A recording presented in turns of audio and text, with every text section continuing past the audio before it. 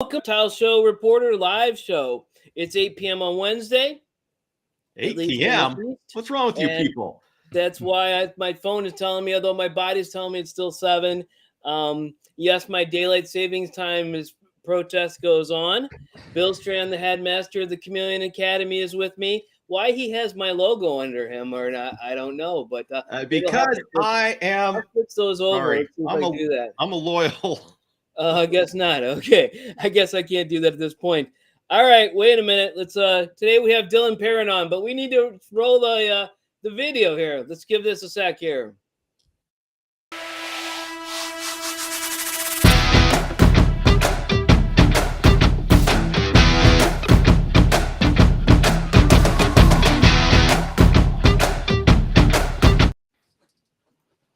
All right, Bill was dancing. All right, so Two Turtle Tom is already here. I think he was here before we started.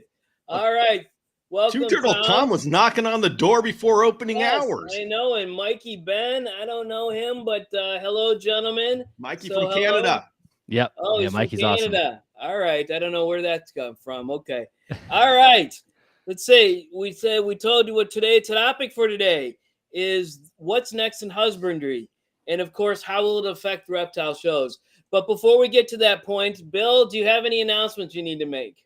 Other than I am back on track with all the myriad of podcasts that I somehow have come up with. Mm-hmm. By the way, with all of my advice as to keep it simple, do what I say, don't do as I do.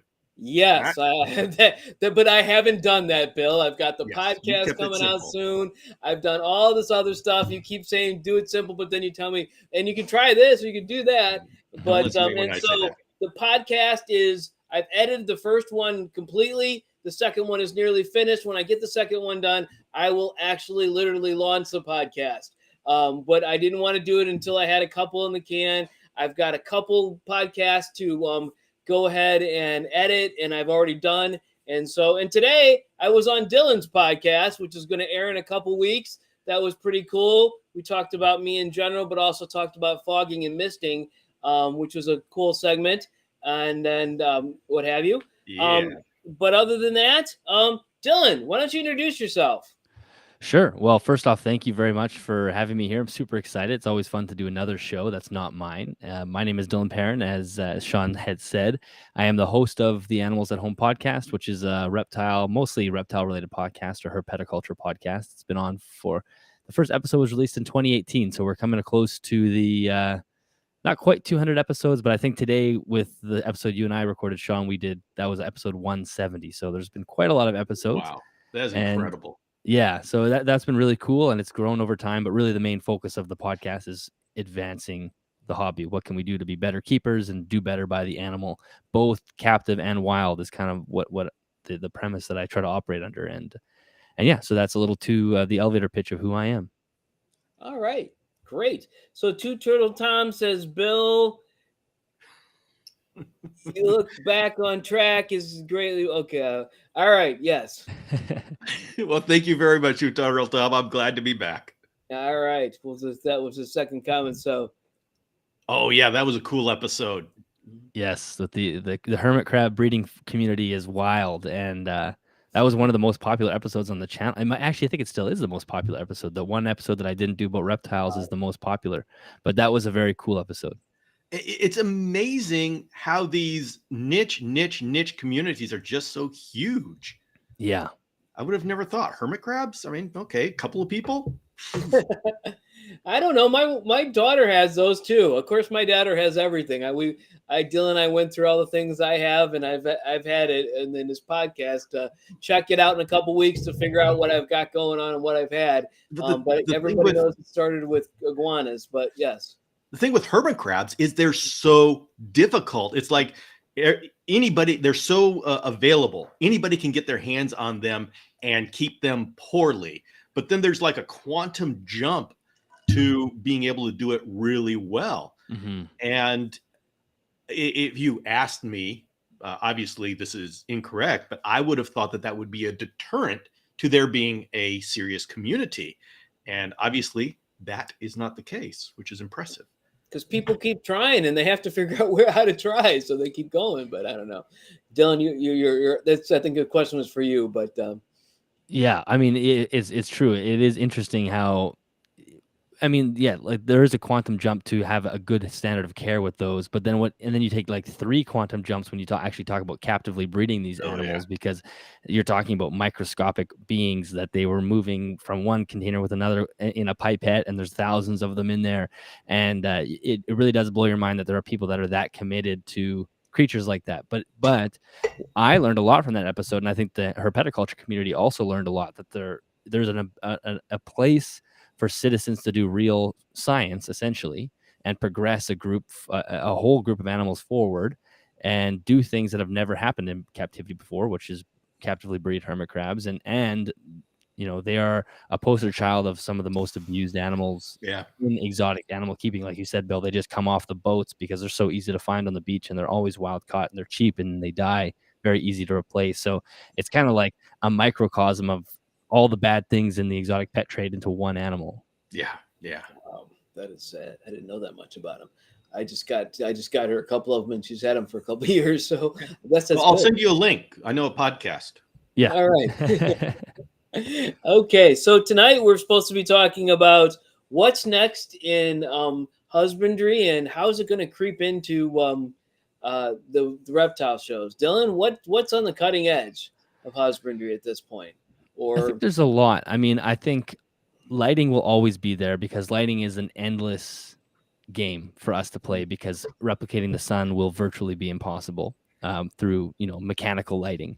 But we're getting closer and closer, and there's some really interesting things that have been coming on the market lately that are getting closer and closer to being able to replicate that, whether that's visual light or on the UV side or the infrared side. So I think that's always going to be a continuing thing. I think the latest and the biggest push of things that I've seen lately is the just enclosure sizes in general. And I think as far as how that's going to impact reptile shows, it could be interesting, right? I mean, reptile shows tend to be a target for animal rights groups because people think that animals live in the containers that they're being sold in. But,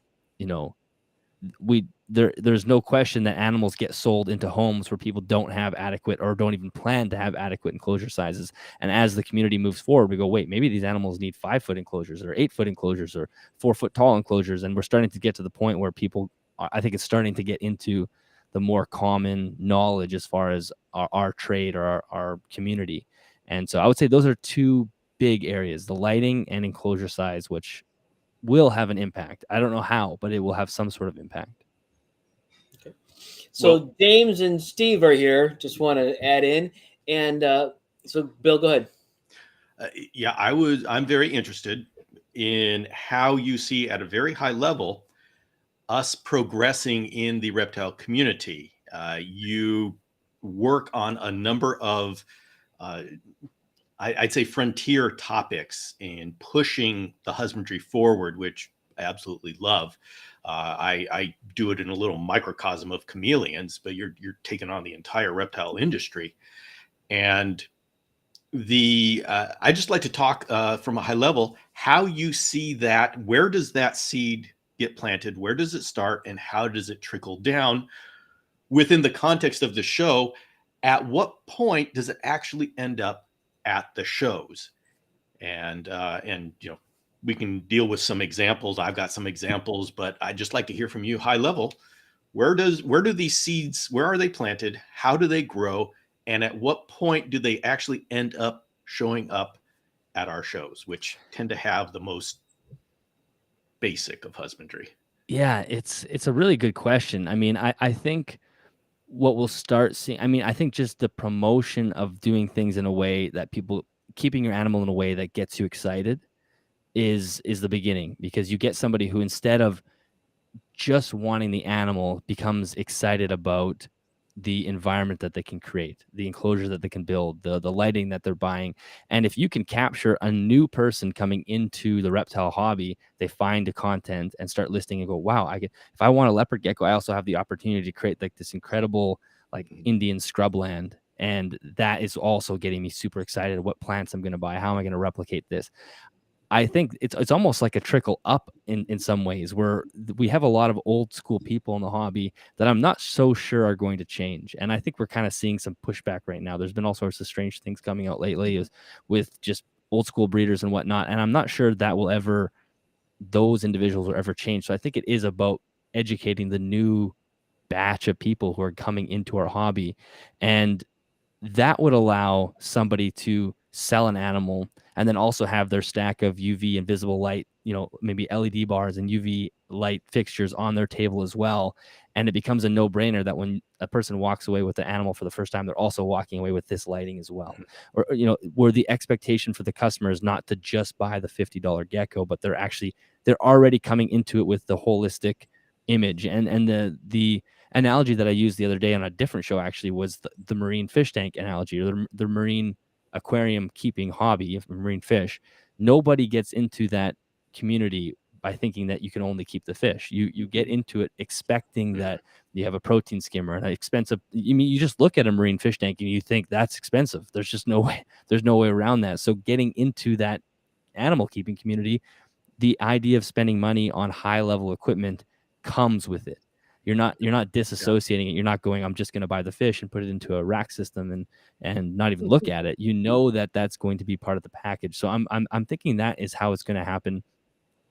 And hopefully that's how it will affect the shows, where we're going to see a lot more equipment leaving the shows as well, but not just the animals, and the opportunity for people to sell more equipment and make more money that way. And then also on a sort of more practical side, I think we'll hopefully start seeing less impractical animals being sold at shows, which I know is kind of a sensitive point for some people, but I think it's not controversial to say that most people can't keep certain species, species that get very large. Sean and I were just talking about iguanas, for example. Nobody would recommend an iguana for a first-time reptile keeper, even though that's what we recommended 25, 30 years ago. It's not recommended now.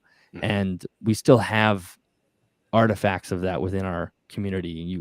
Reticulated pythons, Burmese pythons, sulcata tortoise babies, you walk past the table and you see that. I'm hoping we start to see less of that. So I would say that's how I think it would impact the shows eventually. Okay. Yeah. We're at a transition point in our community, in the hobby. And people like you are heading up that transition. And I say this as somebody who's been in it for over 4 decades. And so I was part of that old school where it was an accomplishment to breed the animal. I come from a point where we couldn't breed it. We were proud when we could keep it alive. And then we were proud when we could get it to breed.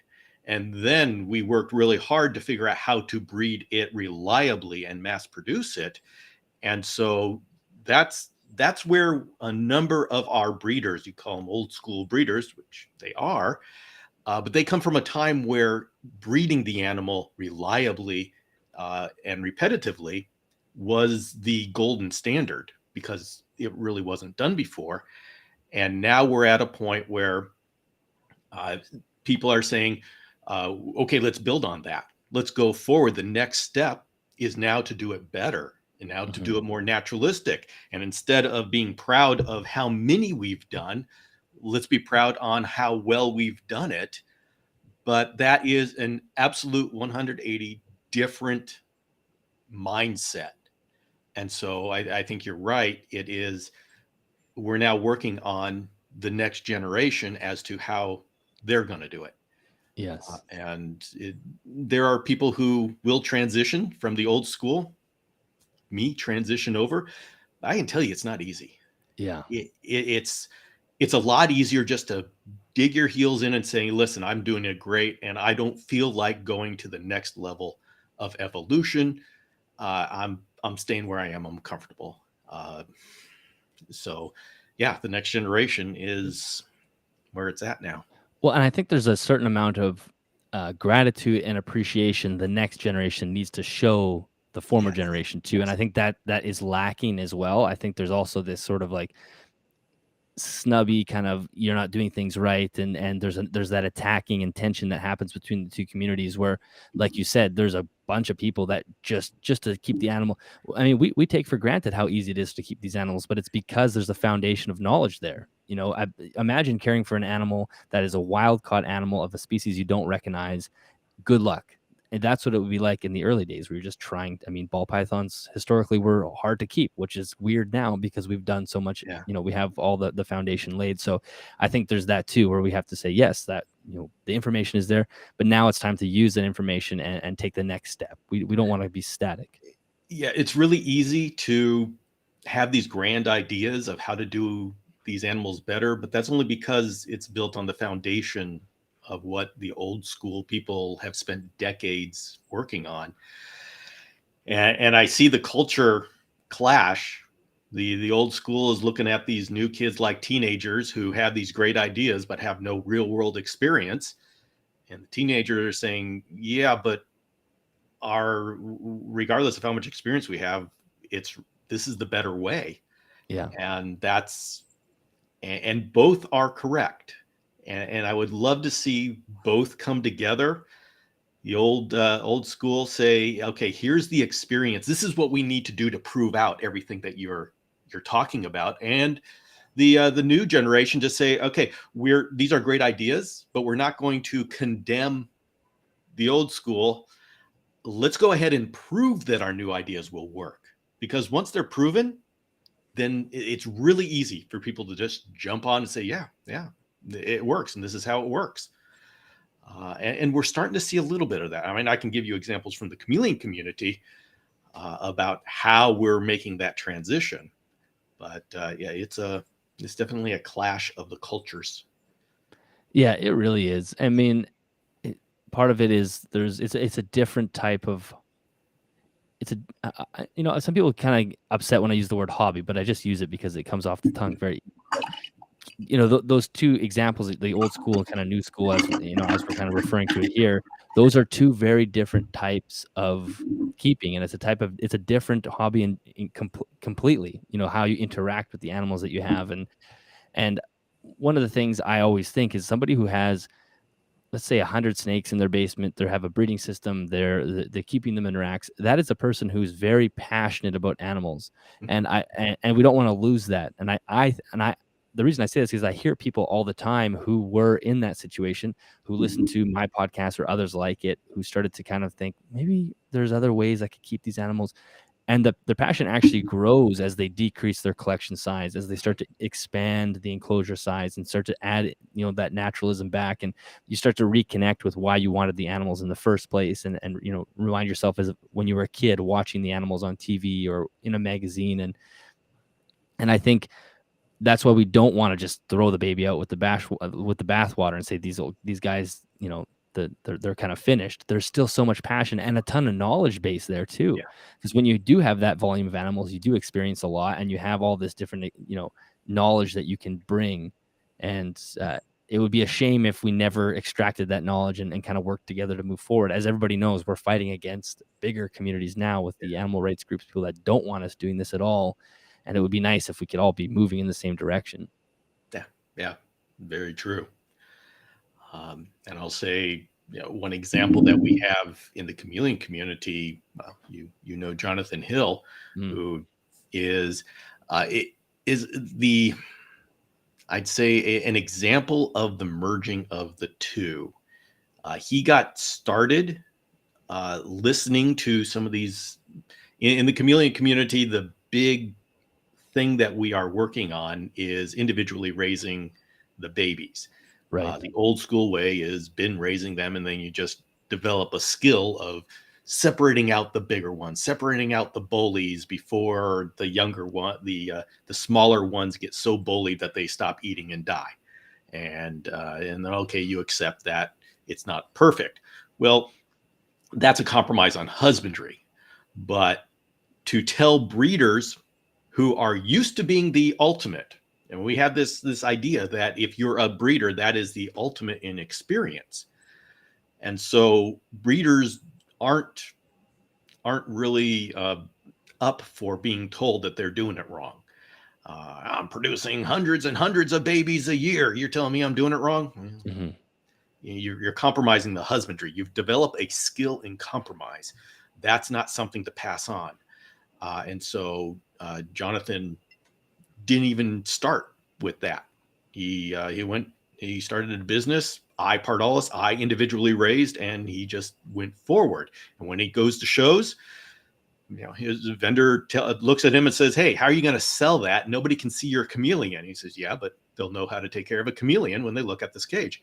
And so I think that's somebody is actually doing it. Mm-hmm. And those of us who are in podcasting are able to give people the awareness of the importance of that. I've been saying individually raising is the best way to do it. And now we've got an example. And now it's kind of gaining momentum, and more breeders are talking about how they're individually raising chameleons. And so I see that as a kind of a template for how we can move forward towards the things you're talking about in all these other fields. Yeah. Well, and too, just thinking about that, the way Jonathan sells them at shows, I'm starting to see more of that as well, where people are bringing their babies not in just a deli cup, but they're bringing them in some sort of, Armin from Herp Time, he does this. He sells his little tiny anoles in fairly large jars that are already kind of set up, so somebody can take that anole home and have a setup that will work for a couple of months probably, and you're not going to have to worry about somebody going home and trying to change this little gecko or little lizard into something other, another enclosure that's not very well set up, and then you lose the animal physically, or it dies. And I think that might be something that we start seeing more of. I even wonder if eventually we'll see reptile shows, just people bringing a couple adult examples of the animals that they breed and a binder or an iPad of the neonates or the babies at home that people can flip through with prices and whatnot. And then you would say, okay, this is what the adult looks like. This is what the enclosure will look like in the end. So this is kind of the vision that you have. But if you do want to buy one, I have these, and we can, work out a sale. Maybe I can bring it tomorrow to the show if it's a 2-day show, or mail it, or whatever it is. That's one way I think would make reptile shows appear a lot better to the random person walking through.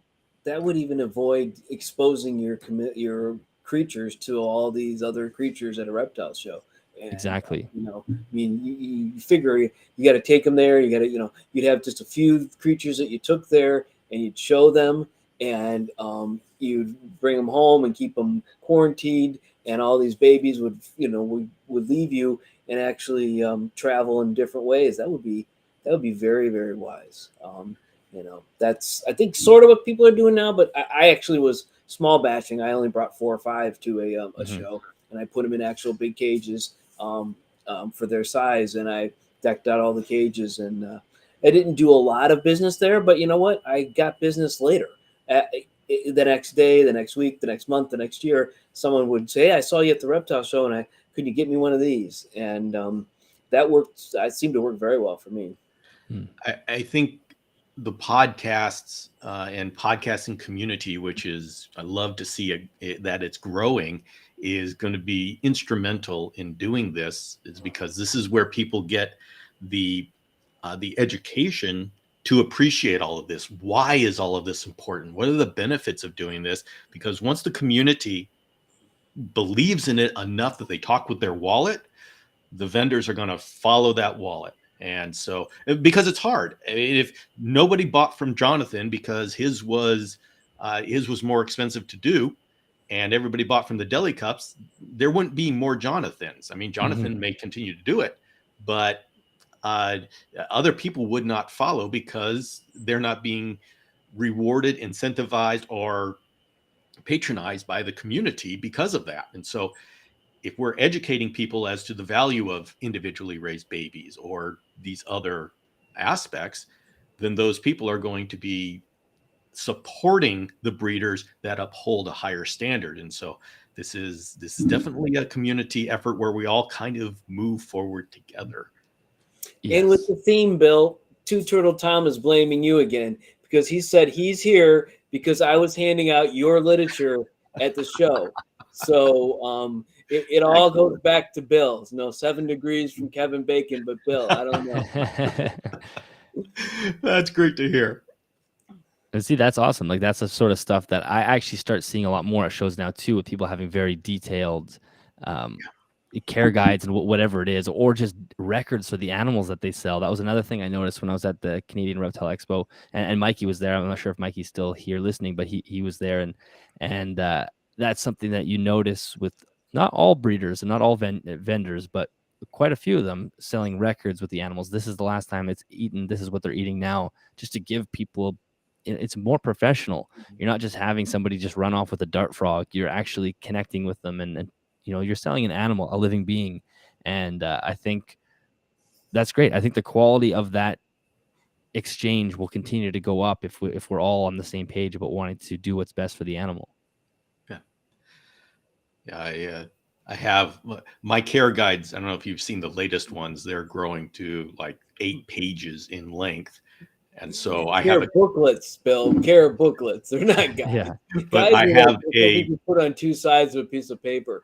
I have a QR code on the cover so people can print out a nice copy, a full color copy of this, and then the customers can come by and just click that with their smartphone, and they can download one of their own.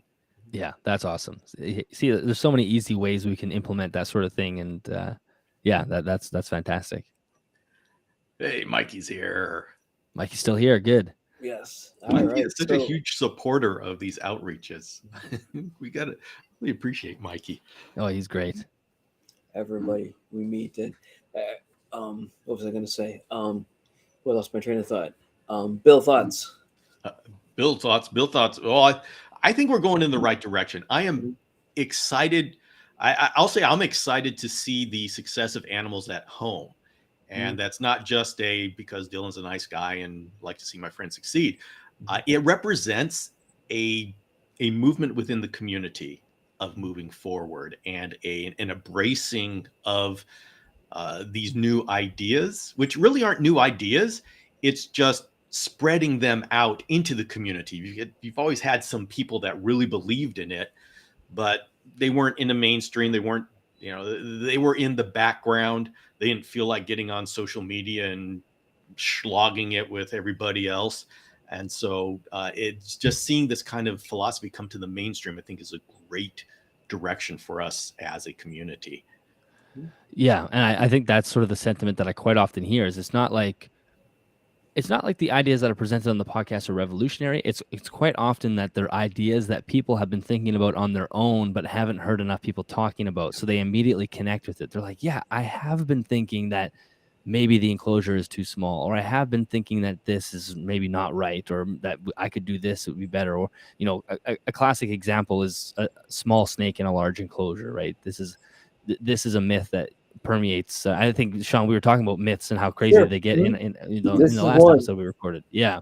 So, and that's one of them where, you'll have people that go, yeah, I always thought that my animal would do fine in a larger enclosure because I see him pacing around his small enclosure and nose rubbing, and I feel like he should have more space, yet the community tells me that's not right. And then they find content like myself or any others, and they go, wow, yeah, finally I'm kind of embracing this idea of experimenting with the animal in a safe way that is striving towards natural replication, which is always the goal. It's funny because it's the creatures are on planet Earth. That's not a small enclosure. They're not being, there's natural borders, there's water, but they're in such a large situation when they're, in the wild. And then we say, you got to keep them in such and such small because they won't be able to find their food or they'll feel uncomfortable.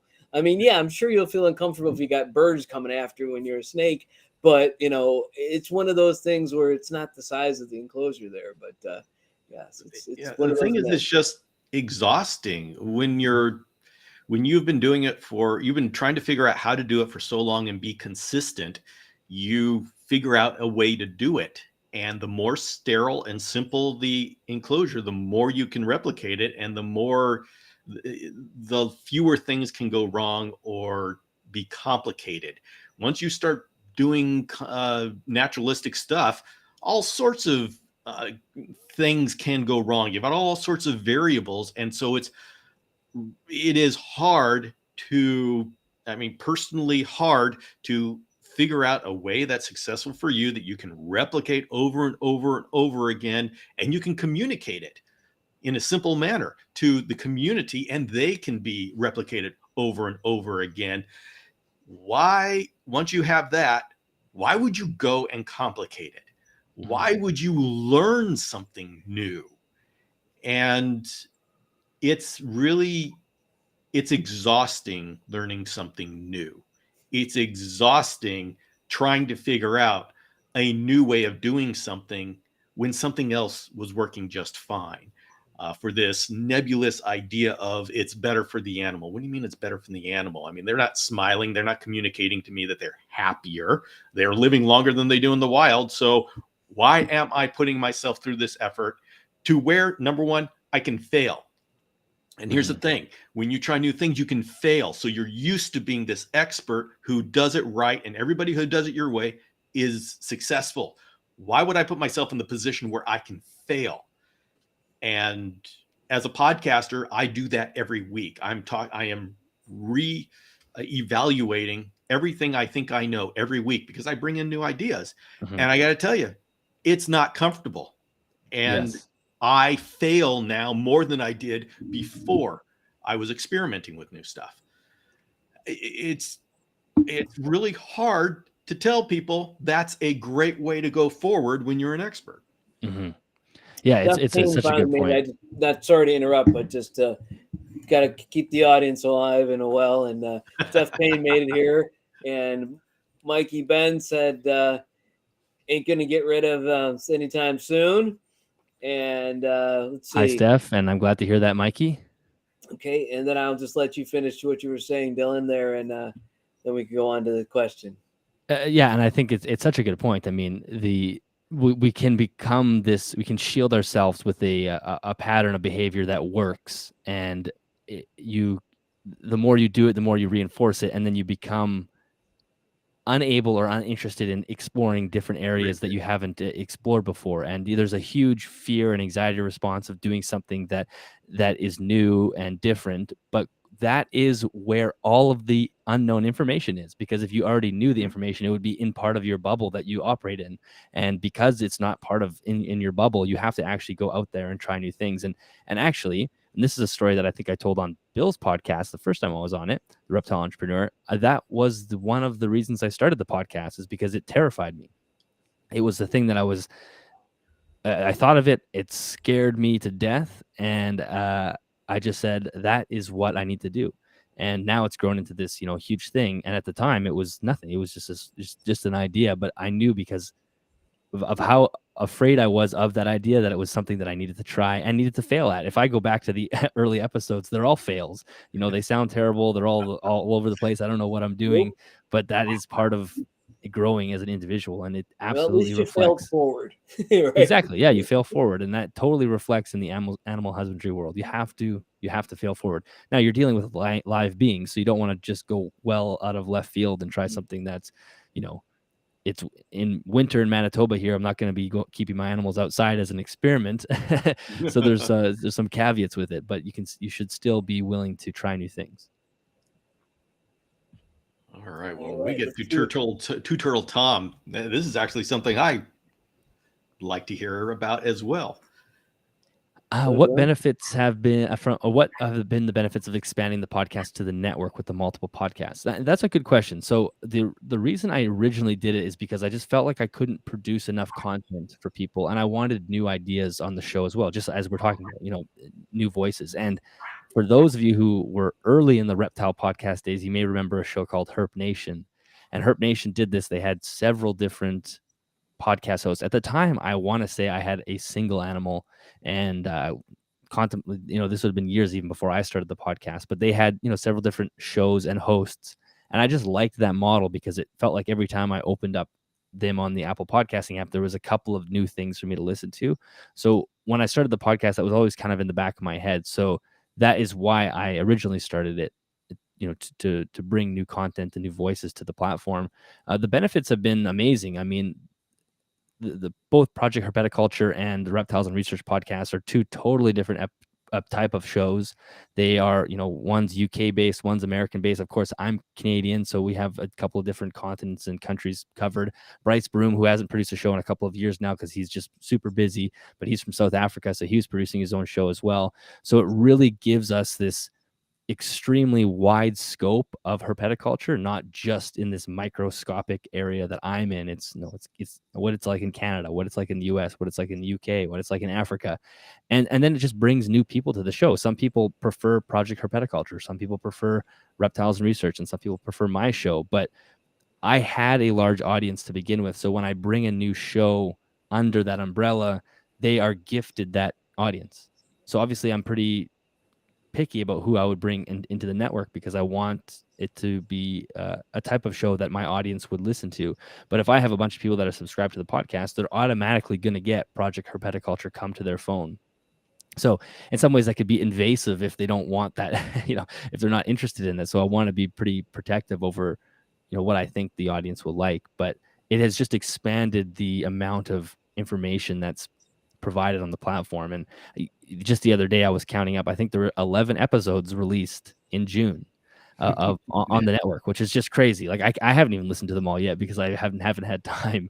And so I just love that. I love that every couple of days there's a new thing for somebody to listen to. And if you're somebody that's on long drives, we should have you covered for almost the whole week of your work schedule to get through, herpetoculture based content. So there's been positives all around.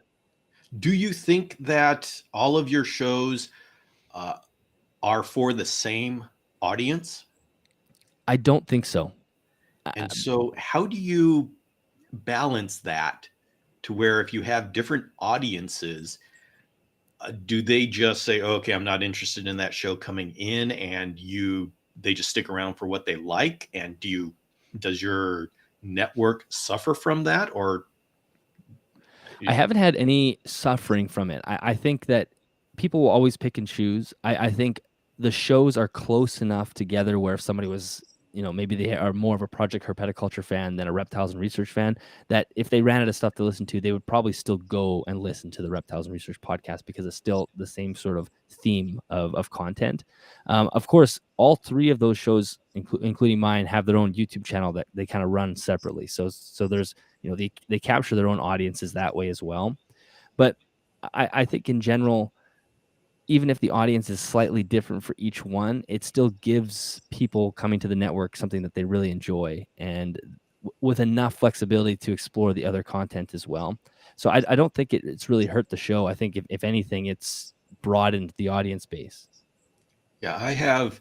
This is a struggle I'm going through right now because with the Chameleon Academy podcast, that is a podcast where I delve into some very meaty topics, some deep philosophy, some complicated topics, husbandry and otherwise. And I was realizing I'm leaving behind the beginner.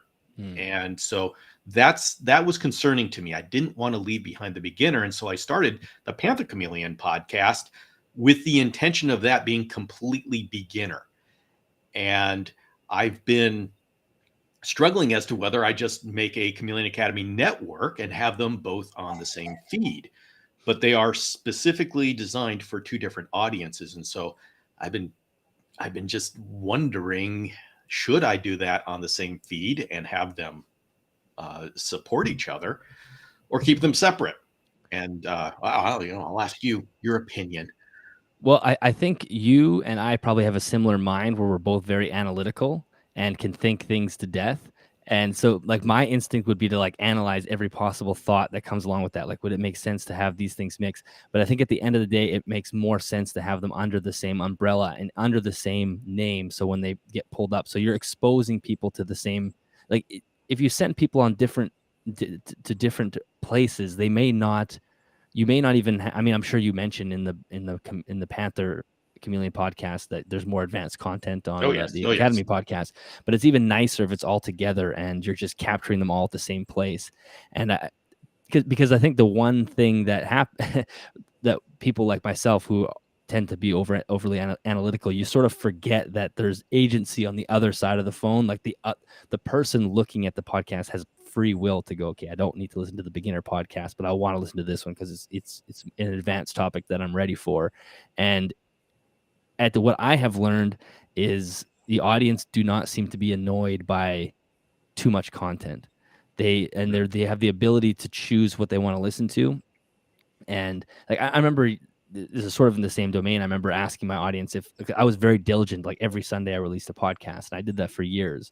And then I asked them, what day do you prefer the podcast to come on, just on a poll? And everybody answered, we don't care, we just want to listen to it. So I thought this entire time I'm trying to like stranglehold myself onto these like Sunday morning releases, and I don't even know if the audience was even aware that it was coming out on Sunday. They would just know that a new episode was available to listen to. They'd see it pop up on YouTube or see it come up on the app.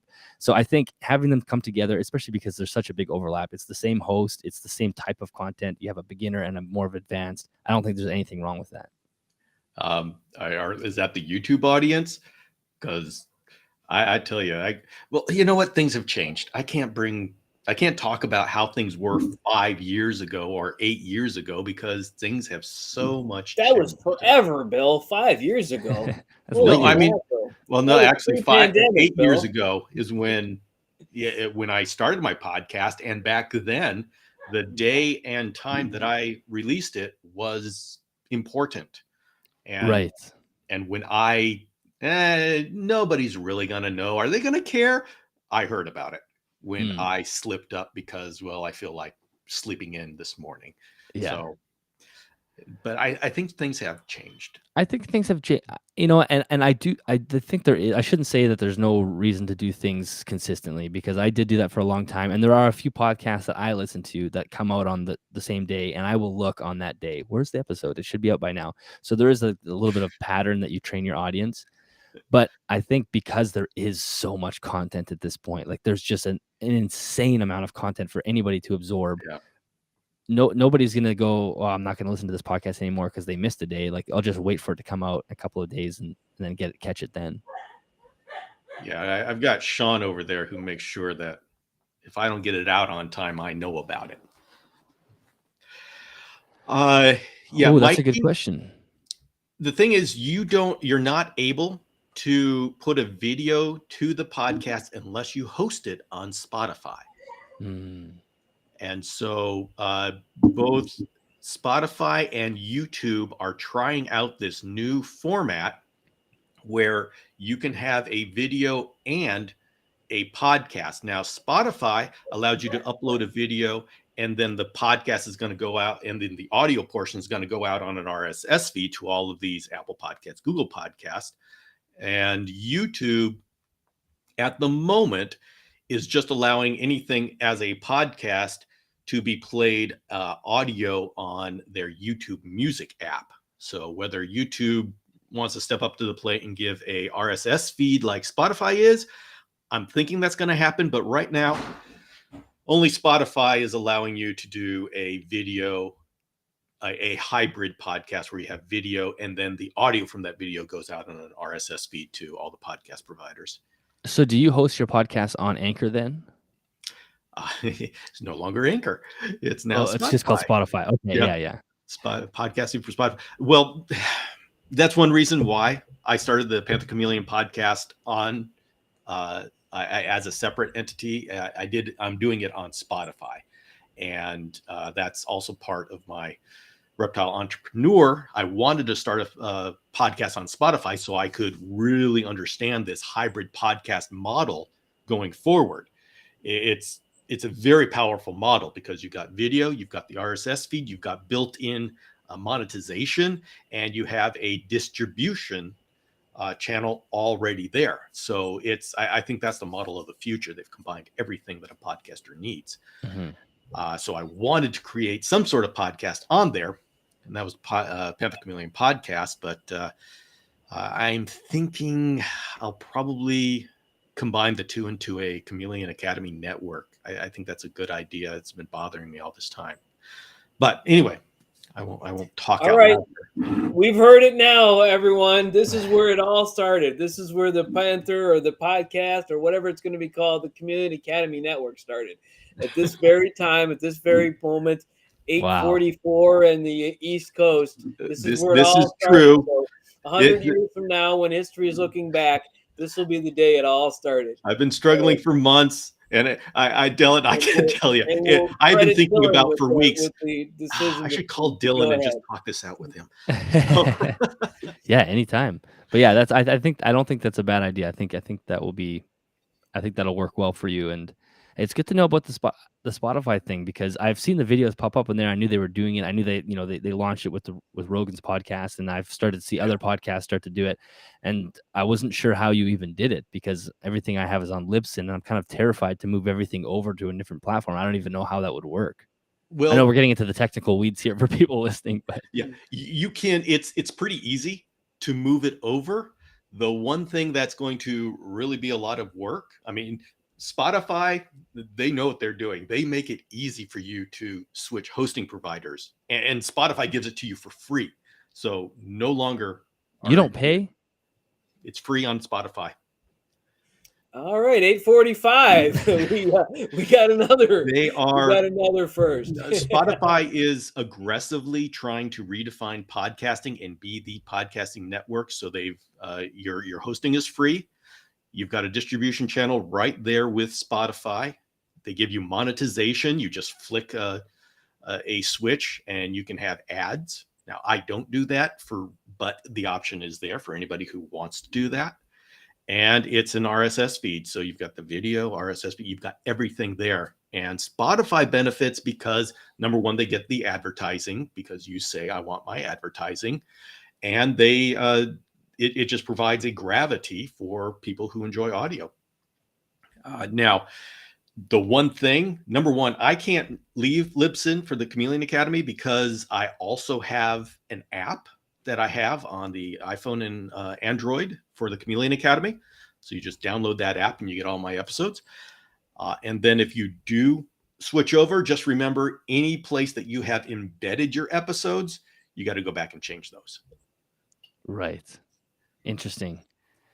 Because I, as a listener, I like Spotify. I listen to all my podcasts on Spotify. I think they do a much better job than Apple. It's a cleaner interface from my perspective. It looks better. It's easier to find. It suggests shows for you that I think are great. The search feature is way better. It feels like the Apple podcast has not been updated in years. And so anyway, that's really good to know. Yeah. Apple doesn't make any money off it. They don't care. Yeah. They don't support it. They just kind of do it like kind of this is a hobby. But Spotify is a nice platform. And I am seriously considering about moving things over to Spotify. Well, it would really save me a lot of money a month. I mean, people don't realize it costs me like $50 a month to just host on Libsyn, and that's $50 American, so it's like $75 Canadian, whatever it is, so $70 Canadian. So it adds up. The other way, for a short period of time, So, and I'm thinking about moving my Reptile Entrepreneur and Niche Content Creator and just moving them to Spotify. And oh, by the way, you get nice analytics on Spotify. And I know how long people listen to my podcasts. And so, we all suspect that people listen to podcasts longer than when they're on YouTube and they watch it. And now you've got numbers. I mean, and I can look at that and I can say, most of my podcasts have 100% listening through the entire episode. Sometimes it goes down to 80% by the end. So it's just, it's nice. Yeah, that's amazing. I mean, YouTube is like 30 or 40% on a good day. So that's incredible. Well, I'm definitely gonna look into that. So anyway, sorry for all the listeners who want to know behind the scenes of running a podcast, but that's helpful. We get into everything here. You know, we're not sponsored by Spotify, but I also like my Spotify as well. So I don't interrupt and I let it go and see where we're at. But boy, some interesting things we talked about today. We ran the gamut, but we're approaching about 50 minutes is where we kind of cut the show off. Bill, or actually, Dillon, let's start with you. Any final thoughts you have? I think just to bring it back to reptile shows, one thing, because of where I live, I'm very isolated. There's one small show a year. It's one or two. It's great. But the large Canadian Reptile Breeder Expo that I went to in the fall, that's where I saw Mikey there. The takeaway for me from that was it was so much more about the people than the animals. And like connecting with people and talking to people and asking questions and learning from other folks was just such a fun experience for me, especially because it was such a big expo, something I had never been to before. I think that's the direction we almost want to head with shows is more than just like the selling of babies to newcomers, is foster that connection that you develop with people around. And that's how we progress the hobby forward, is people talking back and forth, bouncing ideas off each other. And so I don't even know if this isn't a very concise point, but doesn't have to be. Reptile shows for me are so much more about connecting with other reptile keepers than the reptiles themselves. And I think moving forward, if we kind of use that as a foundation, who knows where we can get to as far as, you know, making sure things stay ethical as far as the keeping goes and just progressing herpetoculture forward. That's awesome. Bill, thoughts?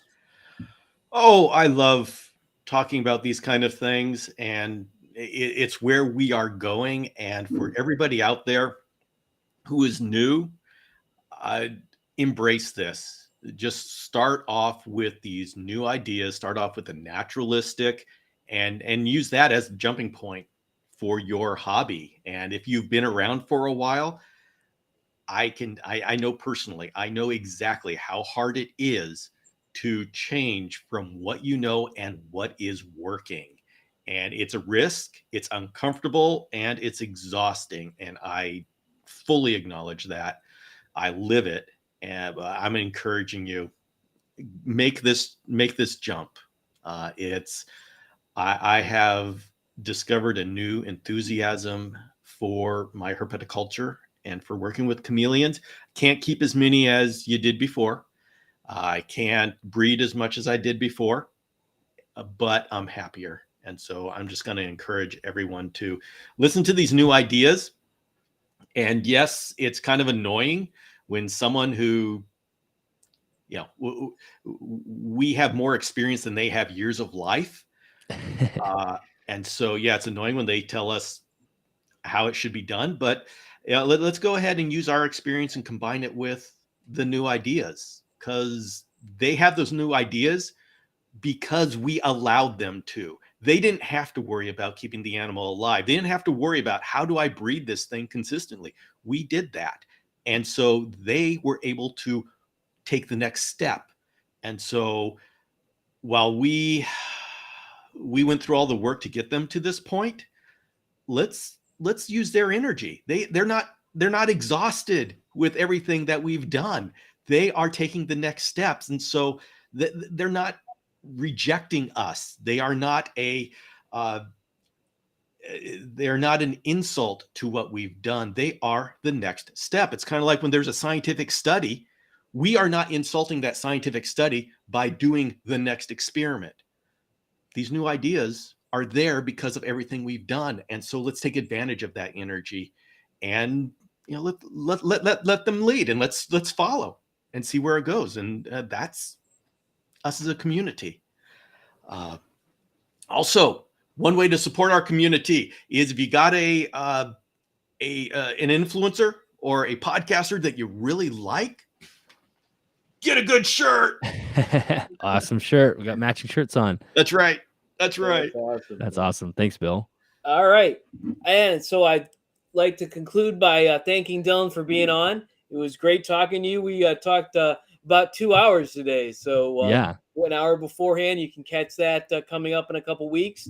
Once again, I want to thank Bill for always being here with me, or at least most of the time. And I want to announce that most likely I'm heading to Mars, Pennsylvania for next week's show. This week, I actually ran into a migraine and didn't make it to the show in Glass City. I was halfway there and decided I would not be the best person to be at the show. So don't have as much content from that show because I wasn't there. But we're going to probably be out in Mars, Pennsylvania this weekend. God willing, and the creek don't rise, I guess. But thanks, everyone, for being here, and we'll see you next week. Thanks for listening, everybody. Yeah. Bye-bye.